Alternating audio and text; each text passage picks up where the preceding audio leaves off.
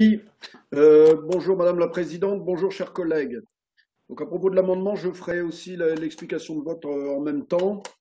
Donc les mauvaises années climatiques se suivent et malheureusement pour nos agriculteurs, elles se ressemblent, se juxtaposent et s'accumulent. Les politiques européennes et franco-françaises pratiquées n'arrangent en rien nos trésoreries, enfin les trésoreries de nos travailleurs de la terre.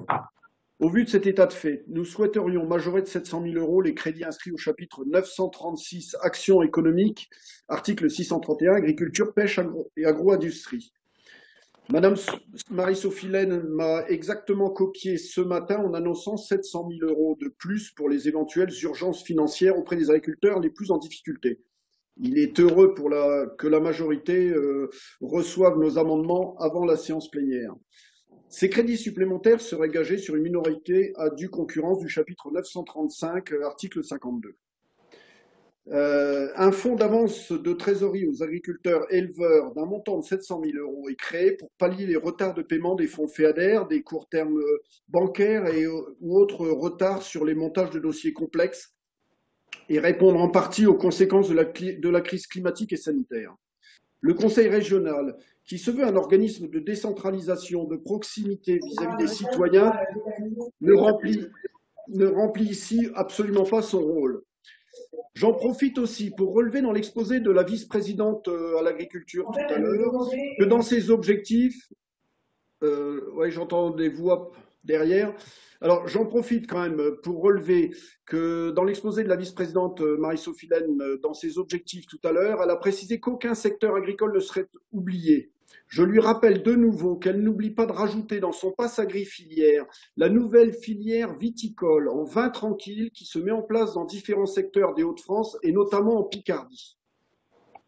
Alors, je vais faire l'explication de vote en même temps. Il y a un certain nombre d'agriculteurs qui vont mal depuis quelques années à cause du changement climatique car il anéantit des cultures entières. Je ne vois rien qui leur vient en aide au niveau du budget primitif 2021 de la cinquième vice-présidente.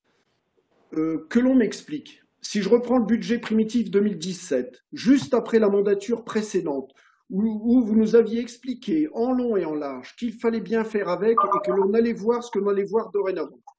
En investissement, les autorisations de programme en 2017 étaient de 11 100 000 et en 2021 seulement de 10 millions, pour un total de crédit de paiement en 2017 de 9 millions 8 et en 2021 de 9 807 000.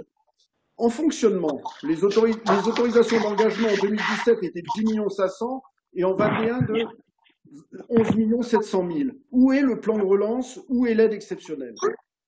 En 2020, pour l'accompagnement des agriculteurs en grande difficulté, l'autorisation d'engagement était de 475 000 euros et en 2021 de seulement 414 000 euros. Rien dans ce budget nous indique que c'est un budget de crise. Je vous indique également que je ne suis pas le seul à le remarquer puisque le Césaire lui-même, ce matin, dans l'analyse des politiques sectorielles par vice-présidence, a précisé à propos de la vice-présidente agriculture et agroalimentaire que les crédits liés au plan de relance régional n'étaient pas identifiés. C'est pourquoi nous aurions aimé que ce budget soit reporté simplement pour plus de clarté, de transparence et de présentiel. Merci.